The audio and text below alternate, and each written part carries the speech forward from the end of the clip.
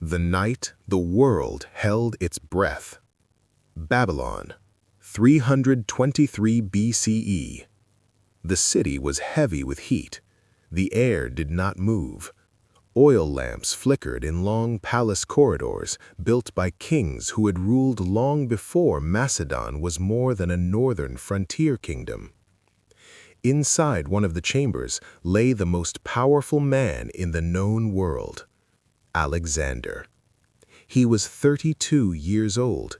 He had marched for more than a decade without permanent rest. He had crossed deserts that swallowed armies. He had defeated kings who commanded forces larger than anything Greece had ever assembled. He had burned palaces and built cities. He had redrawn the map of the ancient world. And now he could not rise from his bed. The fever had come suddenly. Some ancient writers would later suggest poison. Others believed it was malaria, typhoid, or simple exhaustion after years of relentless strain. There is no certainty. The body that endured countless campaigns was finally breaking. His generals gathered outside his chamber. These were men who had ridden beside him through impossible battles, men who had risked everything on his vision, men who owed their wealth and status to his victories. Now they waited. Because the empire he built stretched from Greece to Egypt to Persia to the edges of India, and there was no clear successor. When asked who should inherit his empire, Alexander reportedly whispered, "To the strongest." Whether those were his exact words is debated, but what followed was undeniable. Within months of his death, his generals began carving the empire into pieces. Unity dissolved into rivalry. The dream of one world under one ruler fractured into competing kingdoms. The conqueror who reshaped continents left behind no stable structure strong enough to survive him. And so we must ask, was Alexander truly great, or was he simply the most successful conqueror of his time? To answer that, we must go back, not just to his birth, but to the world that created him. Part 2. A world ready for conquest. Before Alexander, the dominant superpower of the known world was the Persian Empire. Founded by Cyrus the Great nearly 2 centuries earlier, it stretched across 3 continents. It was not merely vast, it was administratively sophisticated. It governed diverse cultures through satrapies, allowing local autonomy while maintaining central control.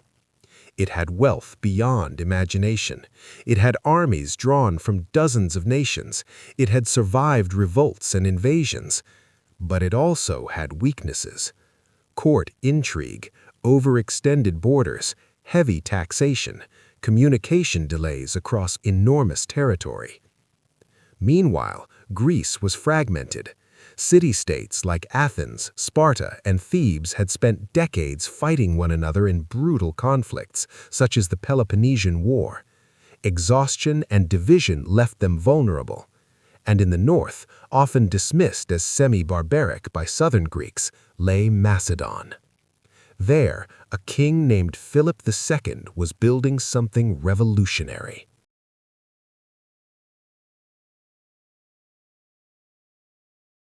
Philip II, the architect of the machine. Philip II of Macedonia was not merely a warrior, he was a reformer. He redesigned the Macedonian army into a professional force. He introduced the sarissa, a spear nearly 6 meters long. In formation, rows of these weapons created a wall of iron that was nearly impossible to penetrate. He trained his men year-round. He integrated cavalry in ways Greek armies had not mastered. He used diplomacy as skillfully as war, marrying into rival families, forming alliances, exploiting divisions. By the time of his assassination in 336 BCE, Philip had unified Greece under Macedonian dominance. He had already planned an invasion of Persia, but he would never see it happen. because he was murdered at a wedding celebration, and his 20-year-old son inherited everything. The burning of Persepolis, glory or madness? The Persian capital of Persepolis stood as a symbol of imperial grandeur. Its golden halls, towering columns, and priceless treasures represented 2 centuries of Achaemenid dominance. When Alexander entered the city in 330 BCE, he did not find resistance. He found wealth beyond imagination. But one night, under the influence of celebration and wine, flames rose into the Persian sky. The palaces burned. Some historians claim it was revenge for Persia's earlier invasion of Greece. Others believe it was a fatal moment of pride and impulse. Whatever the reason, the fire of Persepolis became a turning point. It was no longer just conquest, it was destruction. The death of Darius, the end of an empire. The defeated Persian king Darius fled east after the Battle of Gaugamela, but he would never reclaim his throne. Abandoned and betrayed by his own satraps, Darius was found dying in the desert. Alexander arrived too late to confront him, but not too late to witness the fall of a rival. In a gesture both political and symbolic, Alexander covered Darius with his own cloak. He declared himself the rightful king of Asia. The Persian Empire was no more. Now the young Macedonian was master of the largest empire the world had ever seen. The dream of fusion. Unlike other conquerors, Alexander did not wish to rule only as a foreign king. He attempted something radical: unity. He adopted Persian dress. He married Roxana. He encouraged his generals to take Persian wives. At the mass wedding ceremony in Susa, thousands of Macedonian soldiers married Persian women. Alexander envisioned a new world, not Greek, not Persian, but blended. Many of his own officers hated this idea. They believed he was abandoning Macedonian identity. Whispers of resentment began to grow. Into the unknown, the march to India. There was still one horizon left unconquered: India. Crossing mountains and rivers, Alexander marched eastward. His army faced war elephants for the first time at the Battle of the Hydaspes River against King Porus. The battle was brutal. Rain poured. Elephants charged. Men were crushed beneath massive feet. But Alexander won. Impressed by Porus's bravery, he restored him as king. It was another example of Alexander's complex character: ruthless in battle, respectful in victory. The army breaks. After years of endless war, thousands of miles from home, something unexpected happened. His army refused to go further. At the Hyphus River, his soldiers demanded to return to Macedon. They were exhausted, homesick, broken. For the first time in Alexander's life, he could not conquer. Not an empire, not an army, not fate. He turned back, reluctantly. The long march through the desert. The return journey was not glorious. Crossing the Gudrosian Desert proved catastrophic. Scorching heat, no water, thousands perished. Some historians argue it was Alexander's greatest mistake, a reckless march that cost countless lives. The price of greatness was rising. The death in Babylon. In 323 BCE, in the palace of Babylon, Alexander fell ill. Fever consumed him. For days he weakened. His generals gathered, waiting. When asked who would inherit his empire, he is said to have whispered, "To the strongest." At just 32 years old, the conqueror of the known world was gone. No clear heir, no stable succession, only ambition, left behind like a lit fuse. The empire shattered. After his death, his generals, the Diadochi, turned on one another. The empire split. Wars erupted. Brother fought brother. Cities burned. The unified vision of Alexander dissolved into fragments. His dream of one world did not survive him. The statue and the ruins. Across centuries, statues of Alexander would rise, crowned, armored, victorious. But history remembers more than marble glory. It remembers the cost, the cities destroyed, the lives lost, the cultures forever changed. The question that remains: was he the greatest conqueror in history, or was he a man consumed by ambition? Alexander reshaped the ancient world, spreading Greek culture across 3 continents, laying foundations for the Hellenistic age. But greatness demands a price, and sometimes the world pays it. History remembers conquerors through monuments, statues, and heroic stories. But sometimes the most powerful truth is not found in the victories of a ruler. It is found in the questions that remain after he is gone. And when we reach the final stage of Alexander's life, many of those questions begin to surface. One of the most striking aspects of Alexander's personal life is something rarely discussed in heroic narratives. Despite ruling a vast empire and commanding enormous power, Alexander left behind no clear heir to continue his legacy. He married Roxana, a noblewoman from Bactria, but by the time of his death, his son had not yet been born. There was no mature successor ready to inherit the empire. For a man who had conquered territories stretching from Greece to India, this absence of a clear future ruler created a dangerous vacuum. It is here that historians and observers begin to ask a deeper question. What kind of ambition drives a man to conquer half the known world, yet leaves no stable foundation for what comes after? Some scholars describe Alexander's campaigns as visionary and heroic, but others see something different, an unstoppable drive that pushed forward without pause, almost as if the journey itself had become more important than the destination. In this sense, Alexander's life sometimes appears less like the calculated strategy of a long-term ruler and more like the relentless momentum of a man chasing conquest itself. He marched further and further across deserts, mountains, and unknown lands. His army fought battle after battle. Cities fell, empires collapsed. But the deeper question remains: was there ever a point where the expansion could have stopped?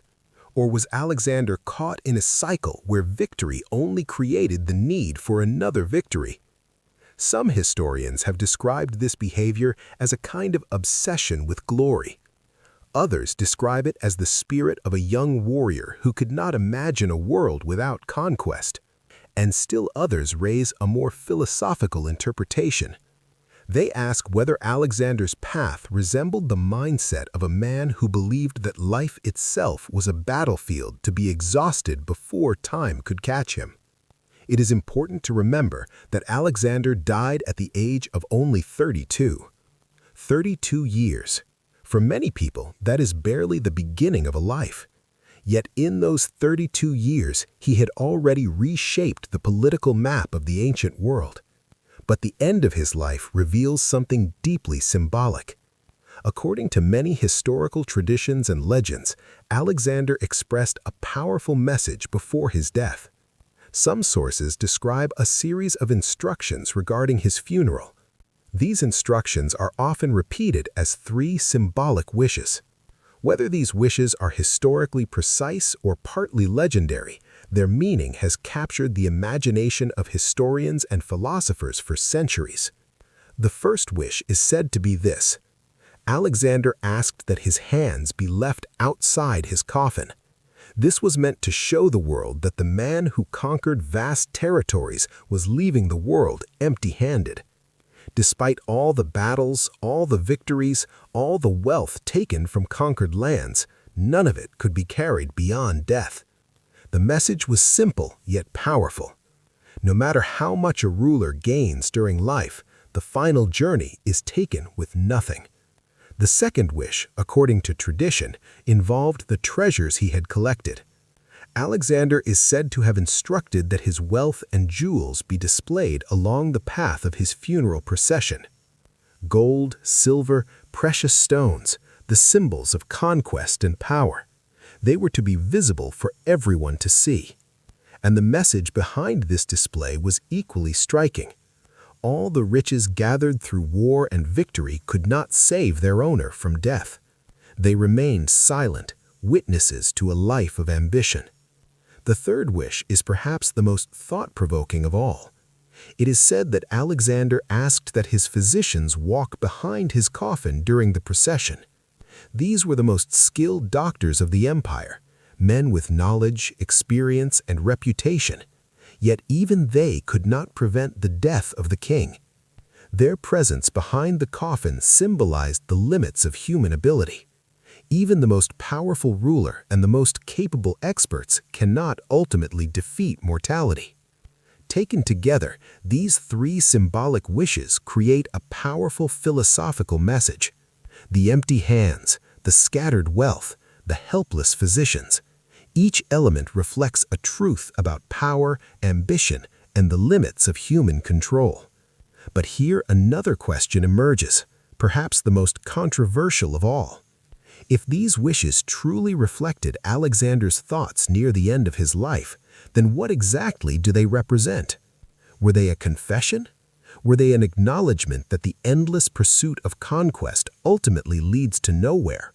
Or were they simply symbolic reflections on life and death that many people express in their final moments? Historians debate this intensely. Some argue that the story of these wishes developed later as a moral lesson created by storytellers. Others believe they reflect a genuine change in perspective during Alexander's final days. If we consider the message literally, it raises an uncomfortable possibility. The man who spent years conquering cities, defeating armies, and gathering immense wealth may have realized in his final moments that none of it truly belonged to him. All the victories, all the destruction, all the glory, and yet in the end, the hands remain empty. This idea leads to a deeper moral reflection. Throughout his campaigns, countless towns, villages, and cities were affected. Some were transformed, some were destroyed. Many lives were lost. Agricultural lands were disrupted. Entire populations were displaced. The consequences of conquest were enormous. If one ruler builds a few cities but destroys many others along the way, how should history measure that legacy? Is the construction of new centers of culture and trade enough to balance the devastation left behind? Or does history sometimes celebrate power while forgetting the cost that ordinary people paid? These are not simple questions, and they do not have simple answers, but they form the heart of the debate surrounding Alexander's legacy.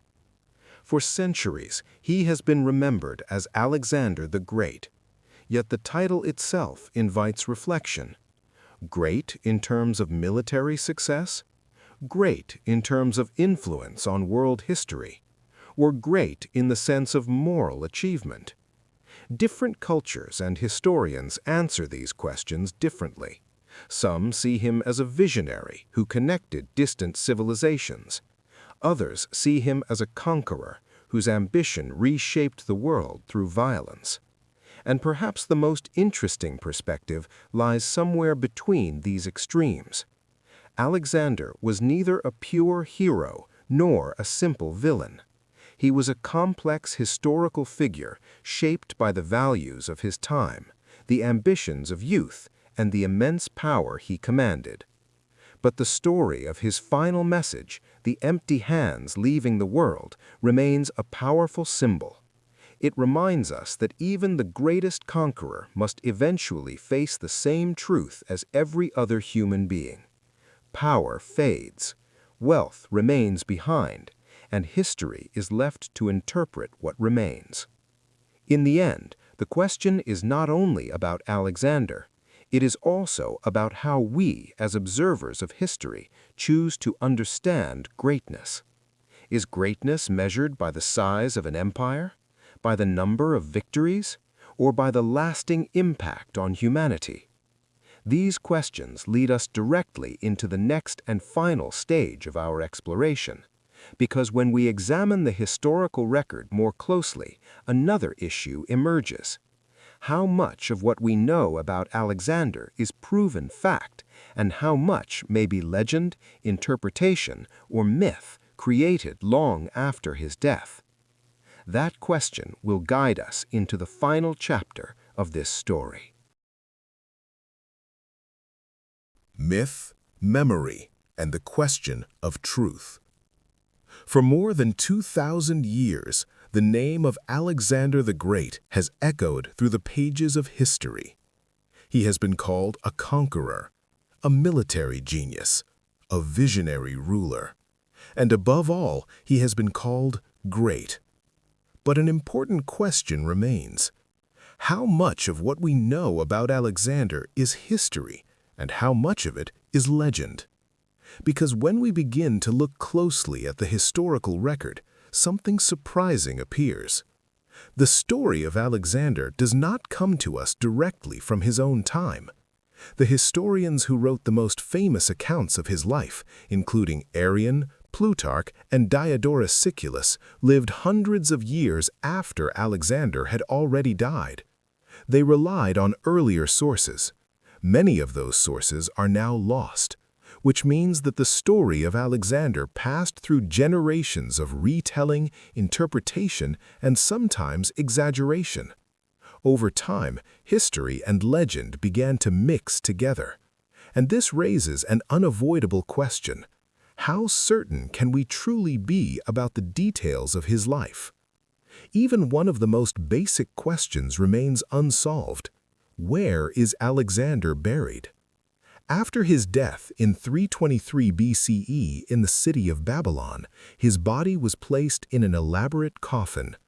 Ancient sources say it was later transported to Alexandria in Egypt.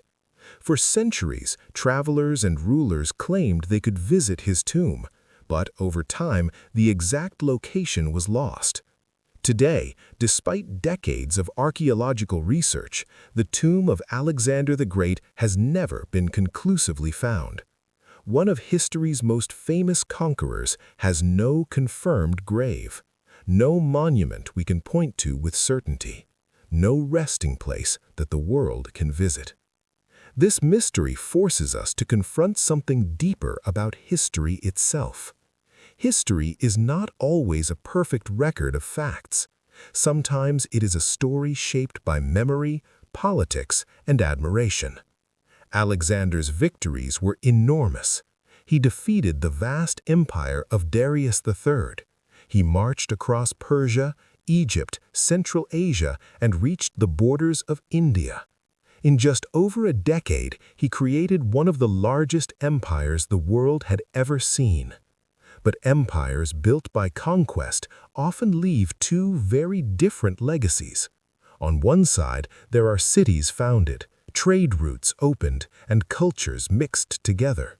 On the other side, there are burned towns, shattered armies, and countless lives lost in war. History remembers the victories, but the voices of ordinary people, farmers, families, villagers, rarely appear in the records.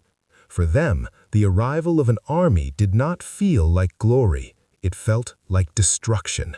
Cities were besieged, fields were burned, entire populations were displaced. And this brings us back to the powerful story often associated with Alexander's final wishes.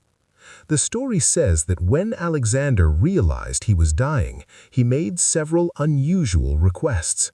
One of them was that his hands should be left outside his coffin, visible to the world, so that people could see that even the most powerful conqueror leaves this world empty-handed. Historians debate whether this story is literally true. Some believe it may be a later symbolic legend. But whether the story is fact or metaphor, the message behind it is powerful. It forces us to ask, if a man conquers half the known world but cannot take any of it with him, what was the real value of that conquest? And this question does not belong only to ancient history. It belongs to every generation. Throughout history, many rulers have tried to achieve greatness through conquest, power, and domination. But in the end, every empire faces the same truth. Power fades, wealth disappears, and time erases even the mightiest monuments. What remains is not the size of an empire, but the impact left on humanity.